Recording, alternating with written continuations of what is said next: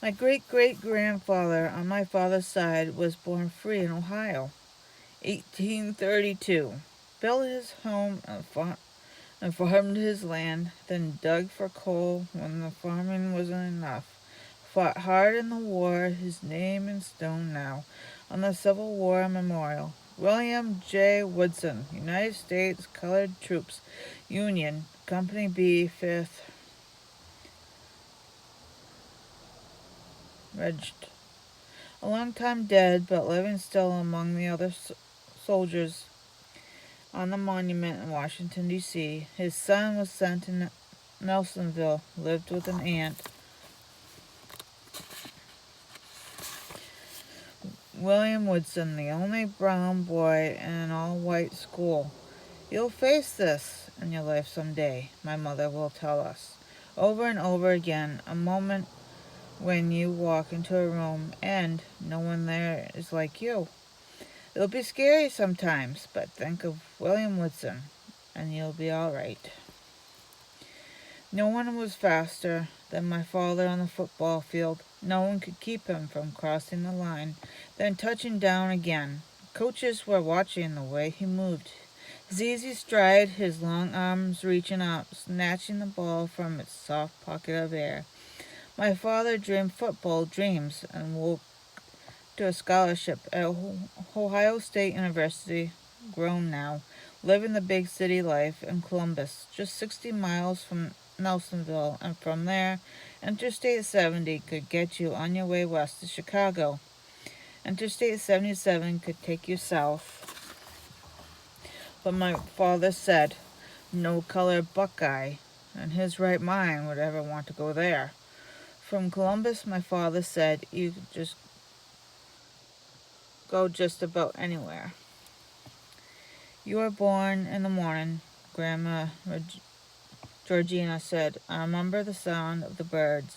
Mean old blue jays squawking. They like to fight, you know. Don't mess with blue jays. I hear they can kill a cat if they get mad enough. And then the phone was ringing.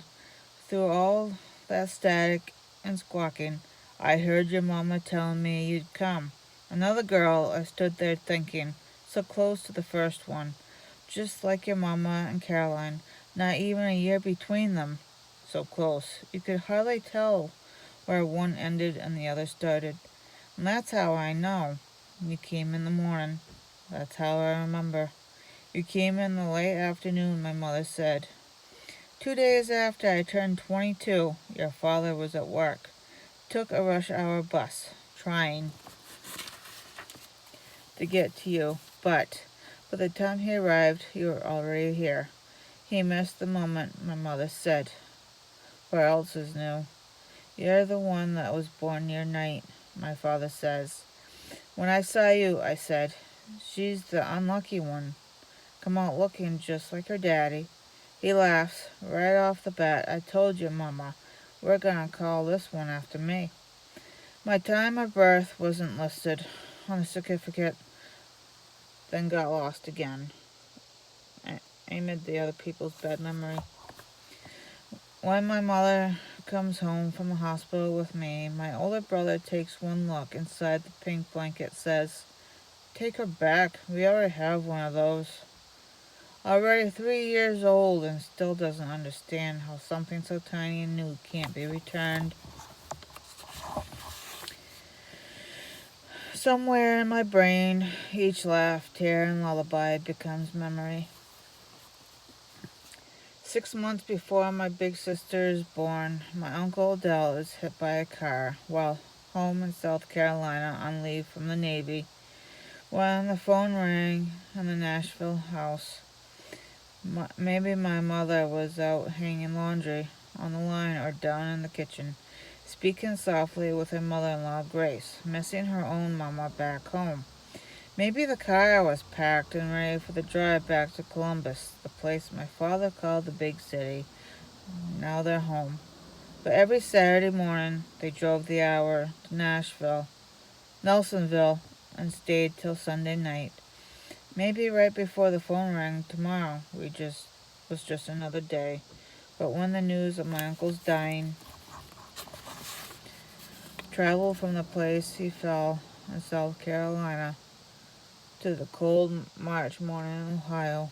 My mother looked out into the gray day that would change her forever. Your brother. My mother heard her own mother say, and then there was only a roaring in the air around her, a new pain where once there wasn't pain, a hollowness where only minutes before she had been whole. Months before the bone-cold Buckeye winter settles over Ohio, the last September light brings, my older sister, named Adela Caroline, after my uncle Odell and my aunt Caroline. In South Carolina, the phone rings. As my mother's mother moves toward it, she closes her eyes, then opens them to look out over her yard. As she reaches for it, she watches the way the light slips through the heavy pine needles, dapples everything with sweet September light. Her hand on the phone now, she lifts it, praying silently for the good news. The sweet chill of autumn is finally bringing her way. It is the South that brings my mother and my father's mother, Grace, together. Grace's family is from Greenville, too, so my mother is home to her in a way her own kids can't understand. You know how those Woodsons are, Grace says. The Woodsons this and the North that, making Mama smile. Remember that Grace, too, was someone else's before. Remember that Grace, like my mother, wasn't always a Woodson. They are home to each other, Grace. To my mother is as familiar as the Greenville air. Both know that southern way of talking without words. Remember when the heat of summer could melt the mouth? So southerners stayed quiet, looked out over the land, nodded at what seemed like nothing, but that silent nod said everything anyone needed to hear. Here in Ohio, my mother and Grace aren't afraid of too much air between words, are happy just for another familiar body in the room. But the few words in my mother's mouth become the missing. After Odell dies, a different silence than either of them have ever known. I'm sorry about your brother, Grace says. Guess God needed him back and sent you a baby girl. But both of them know the hole that is the missing isn't filled now. My mother says. Plus the dead and the living, Grace says. Then more silence, both of them knowing there's nothing left to say. Each winter, just as the first of the snow begins to fall, my mother goes home to South Carolina. Sometimes my father goes with her, but mostly he doesn't. So she gets on the bus alone, the first year with one, the second year with two, and finally with three children, Hope and Dell, hugging each other, each leg, and me. In her arms always. There is a fight before she leaves. Ohio is where my father wants to be, but to my mother, Ohio will never be home. No matter how many plants she brings indoors each winter, singing softly to them,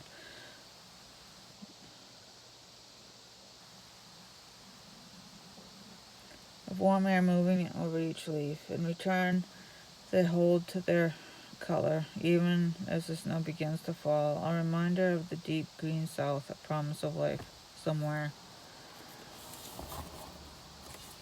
You can keep your South, my father says. The way they treated us down there, I got your mama out as quick as I could, brought her right up here to Ohio. Told her there's never gonna be a Woodson that sits in the back of the bus. Never gonna be a Woodson that has to, yes sir, no sir, white people. Never gonna be a Woodson made to look down at the ground. All you kids are stronger than that, my father says. All you Woodson kids deserve to be as good as you already are. Yes sirree, Bob, my father says. You can keep your South Carolina. On the bus, my mother moves with us to the back. It is 1963 in South Carolina. Too dangerous to sit closer to the front and dare the driver to make her move. Not with us, not now. Me in her arms, all of 3 months old. My sister and brother squeezed in the seat beside her. White shirt tied, my brother's head shaved clean, my sister's braids, white ribbon. Sit up straight, my mother says. She tells my brother to take his fingers out of his mouth. They do what is asked of them, although they don't know why they have to. This isn't Ohio, my mother says, as though we understand. Her mouth a small lipstick dash. Her back sharp as a line. Do not cross, colors to the back. Step off the curb. If a white person comes toward you, don't look them in the eye. Yes, sir. No, sir. My apologies. Her eyes straight ahead. My mother is miles away from here. Then her mouth softens. Her hand moves gently over my brother's warm head. He is 3 years old, his wide eyes open to the world, his 2 big ears already listening. We're as good as anybody, my mother whispers. As good as anybody.